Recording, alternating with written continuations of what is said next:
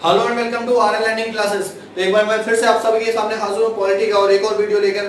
तो आज हम पढ़ेंगे मौलिक कर्तव्य, फंडामेंटल ड्यूटीज के बारे में हम जानेंगे।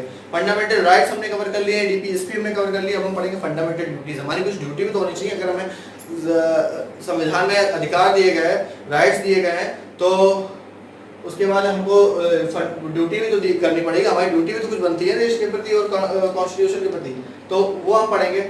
तो बोला गया फंडामेंटल ड्यूटी पर ये बात है किसमें, भाग 4 का में, यानी कि 4A में है। ठीक है, पार्ट 4A में। मूल संविधान में 10 फंडामेंटल ड्यूटीज थी, 10 आगे पढ़ेंगे, फिर बाद में हो गई 11 फंडामेंटल ड्यूटी।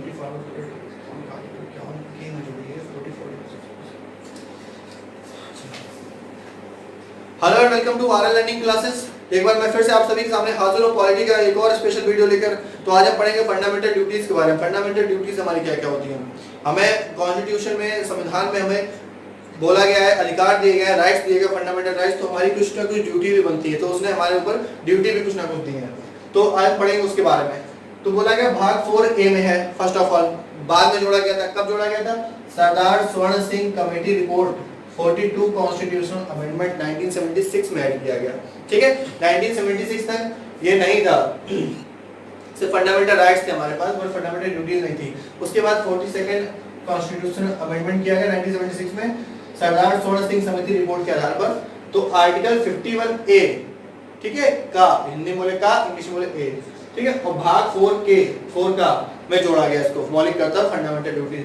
तो मूल संविधान जब 1976 में रखा गया था, तो 10 मतलब थी, 10 फंडामेंटल ड्यूटीज थी हमारे पास। 11वीं कब और कब जोड़ी गई वो भी मैं आपको आगे बताऊंगा। पहले हम इन 10 के बारे में जानते हैं। ठीक है, तो फर्स्ट ऑफ ऑल है संविधान का पालन करें, उसके आदर्शों, संस्थाओं, उनकी संप्रभुता की स्थापना करें। ठीक है, तो ये इजी है। और फंडामेंटल राइट्स और फंडामेंटल ड्यूटीज में अगर कोई कंपैरिजन पूछे तो क्या हो सकता है, तो राइट्स भी ये है कि अगर आपके राइट्स को छीनता है, किसी का हनन होता है उसका, तो आप सुप्रीम कोर्ट जा सकते हैं। अपने राइट्स, आपकी जरूरत है और वो गवर्नमेंट आपसे कभी छीन नहीं सकती है। ठीक है, फंडामेंटल राइट्स आपके कभी छीने नहीं जा सकते हैं। डीपीएसपी छीनी जा सकती है, फंडामेंटल राइट्स से भी आपकी छीनी जा सकते हैं। उसी तरह से फंडामेंटल ड्यूटी, आपकी ड्यूटी भी तो कुछ ना कुछ बनती है देश के प्रति, संविधान के प्रति, तो वो आपको निभानी पड़ेगी। तो वो आता है फंडामेंटल ड्यूटीज में। संविधान का पालन करें, उसके आदर्श संस्थाओं का पालन करें। ठीक है, वो 4 आदर्शों को संजोए हृदय में उनका पालन करें। वो 4 आदर्श मतलब जो हमारे जो जैसे कि जो उन्होंने मतलब जो हमारा लड़ा गया था, जो 1947 में स्वतंत्रता आंदोलन हुआ था, उसमें जो लोग लड़े थे या उनके प्रति ऐसा कोई कार्य था, तो वो बोला गया था वो 4 आदर्शों को संजोए। मतलब उनके जो चंद्रशेखर आजाद हो गए, महात्मा गांधी हो गए, हमारे जो बड़े बड़े थे लोग थे, उनको अपने हृदय में सजाओ, उनका पालन करें, उनके उच्च आदर्शों का पालन करें। ये बोला गया। भारत की प्रभुता, एकता, अखंडता की रक्षा करें। ये तो मैंने फंडामेंटल राइट्स में भी आपको बताया कि अगर एकता और अखंडता के खिलाफ बोलोगे, नहीं बोल सकते हैं। ठीक है, बोलने की आजादी है, बट एकता और अखंडता के खिलाफ नहीं बोल सकते। तो वही बोला गया भारत की प्रभुता, एकता एवं अखंडता की रक्षा करना भी आपकी एक ड्यूटी बनती है, फंडामेंटल ड्यूटी बनती है। देश की रक्षा करें या बुलाए जाने पर सेवा करें। ठीक है, चौथा है हमारा देश की रक्षा करना आपकी जिम्मेदारी है। गवर्नमेंट की अलग बात है, बट आपकी भी एक ड्यूटी बनती है देश की रक्षा करना। और अगर बुलाया जाता है आपको, तो आपको उसकी सेवा करने के लिए जाना पड़ेगा। ठीक है, धर्म, भाषा, प्रदेश या वर्ग पर भेदभाव नहीं करें। किसी के धर्म के आधार पर भेदभाव नहीं कर सकते हैं कि भाई वो मुस्लिम है या हिंदू है या क्रिश्चियन है या पारसी है, जो भी है। भाषा के आधार पर नहीं कर सकते, वो तमिलियन है, वो बिहारी है, जैसे बोल देते ना, कोई बिहार के लोग आते हैं तो बोलते हैं ये बिहारी आया, बंगाली आया या मराठी। इस तरह से आप भेदभाव नहीं कर सकते। वर्ग के आधार पर नहीं कर सकते, SC ST OBC नहीं कर सकते, या प्रदेश के आधार पर नहीं कर सकते कि भाई तमिलनाडु, उत्तर प्रदेश या जम्मू कश्मीर के लोग हैं, छत्तीसगढ़ के लोग हैं। ठीक है, तो और उसी में एक छोटा सा ऐड किया गया, ऐसी प्रथाओं का त्याग करें जो स्त्री सम्मान के विरुद्ध हो। कॉन्स्टिट्यूशन में बोला गया, फंडामेंटल ड्यूटीज में हमारे बोला गया कि स्त्री का सम्मान हमारे लिए सबसे ज्यादा इंपॉर्टेंट है। ठीक है, और अगर पुरानी कोई परंपरा चली आ रही है पहले से, अगर उसमें बोला गया है कि वो स्त्री सम्मान के विरुद्ध है, तो ऐसी प्रथा को तुरंत त्याग कर दीजिए इसके थ्रू भी। और मैंने आपको बताया था आर्टिकल नंबर 13 पढ़ाया था मैंने आपको, उसमें बोला गया था कि संविधान के पहले और बाद में अगर कोई ऐसा कानून बनता है जिससे कुछ प्रॉब्लम होती है, तो उसको हटा दिया जाएगा वहां से। ठीक है, तो उसमें ये बोल देंगे स्त्री सम्मान के विरुद्ध है, तो ऐसी प्रथाओं का त्याग करेंगे। जैसे कि सती प्रथा होती थी पहले, ठीक है, उसको त्याग किया गया। 6 नंबर पे है हमारी संस्कृति की गौरवशाली परंपरा के महत्व समझें। हमारी भारतीय संस्कृति पीढ़ियों से चली आ रही है, बहुत अच्छी संस्कृति है हमारी, जो आजकल हम पश्चिमी सभ्यता फॉलो करते हैं। उसकी बजाय हम भारत की जो ओरिजिनल संस्कृति है, उसकी गौरवशाली परंपरा समझें, उसके महत्व को समझें, उसका पालन करें। ये बोला गया आर्टिकल नंबर 6 में, सॉरी आर्टिकल नंबर 51K में जो फंडामेंटल ड्यूटीज है वो 6 नंबर की फंडामेंटल ड्यूटी हमारी। 7 नंबर बोला गया प्राकृतिक पर्यावरण की रक्षा करें, पर्यावरण की रक्षा करने में आपकी जिम्मेदारी है। पेड़ पौधे ना काटें, फल फूल ना मतलब इस तरह से ना तोड़ें, उसकी जो कूड़ा कचरा पड़ा जो हम फेंकते हैं वो भी ना फेंकें, अच्छा करें।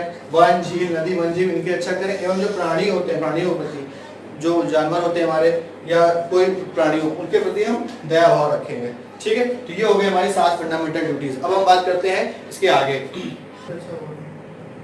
अब हम देखते हैं आगे, और आगे हम बात करेंगे 8वां नंबर हमारे क्या है। 7 तक हमने पढ़ लिया फंडामेंटल ड्यूटीज, हम पढ़ेंगे 8वां बोला गया है वैज्ञानिक दृष्टिकोण मानवतावाद और ज्ञान सुधार की भावना का विकास करें। इसका पहले आप स्क्रीनशॉट ले लीजिए, जो आपने पढ़ा था स्क्रीनशॉट लेते जाइए, नहीं तो नोट करते जाइए, ठीक है। सुधार की भावना का विकास करें, वैज्ञानिक दृष्टिकोण मानवतावाद और ज्ञान अर्जन वाली, ठीक है।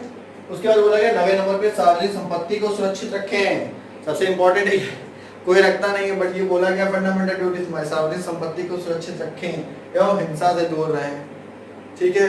सार्वजनिक संपत्ति को सुरक्षित रखें। आजकल लोग तोड़ फोड़ देते हैं, बस जला देते हैं, आग लगा देते हैं, भाई क्यों जला रहे हो? फंडामेंटल ड्यूटी नहीं तुम्हारी बनती है क्या?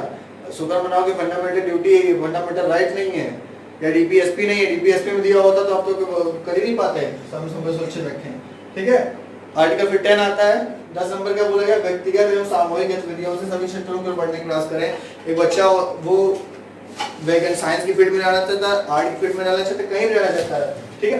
अकेले जाना चाहता है यानी व्यक्तिगत या सामूहिक रूप से जाना चाहता है, सभी क्षेत्रों को तो बिल्कुल बढ़ने का प्रयास करें और ऐसा बढ़े कि जिससे राष्ट्र का नाम हो। बोला जाता है ना कि देश का नाम ऊंचा हो, देश का नाम रोशन करें, माँ बाप का नाम रोशन करने के साथ साथ देश का नाम रोशन करें, प्रदेश का करें, तो उससे बोला राष्ट्र निरंतर प्रगति और नई उपलब्धियों को छुए, ठीक है, जिससे राष्ट्र का नाम ऊंचा हो। ऐसा आप काम जरूर करिए, ठीक है। तो ये हमारे 10 थे। सरदार सिंह सोलर सिंह समिति के आधार पर बोला गया था 42 ये जरूर पढ़िएगा। 42 कॉन्स्टिट्यूशनल अमेंडमेंट 1976 में इसको ऐड किया गया आर्टिकल नंबर 51 का और भाग 4 का जोड़ा गया, ठीक है। तो 10 थे। उसके बाद जो 11वां जोड़ा गया वो जोड़ा गया कब? 86 कॉन्स्टिट्यूशनल अमेंडमेंट 2002 में जोड़ा गया, ठीक है। 86वां संविधान संशोधन 2002 में जोड़ा गया। क्या जोड़ा गया? 11वां जो फंडामेंटल ड्यूटी हमारी प्रत्येक अभिभावक का यह कर्तव्य होगा कि वो अपने बच्चों को अनिवार्य शिक्षा दिलाए, ठीक है। ये एक फंडामेंटल ड्यूटी बोली गई हमारे पास 86 कॉन्स्टिट्यूशन अमेंडमेंट में, ठीक है, कि सबका ये कर्तव्य होगा, हर पेरेंट्स का ये कर्तव्य होगा कि वो अपने बच्चों को अनिवार्य और जरूरी शिक्षा जरूर दिलाए, ठीक है। और न्यू एजुकेशन पॉलिसी में इसमें बहुत से चेंजेस किए गए और अब बिल्कुल दबाव बना के किया जाएगा कि सबको पढ़ाई करना जरूरी है, ठीक है। पढ़ाई करिए और पढ़ते जाइए, देश का नाम रोशन करते जाइए, फंडामेंटल ड्यूटी पढ़ते जाइए, फंडामेंटल राइट्स कवर करते जाइए, ठीक है। तो एक क्विक रिवीजन करते हैं हम लोग। स्टार्ट करते हैं आर्टिकल नंबर 1 to 4 से। आर्टिकल नंबर 1 to 4 बोला गया संघ एवं राज्य क्षेत्र का गठन। उसके बाद 5 से 11 क्या बोला गया? भाग 2 भाग 1 में संघ राज्य क्षेत्र। उसके बाद भाग 2 5 से 11 नागरिकता सज्जन से बोली गई।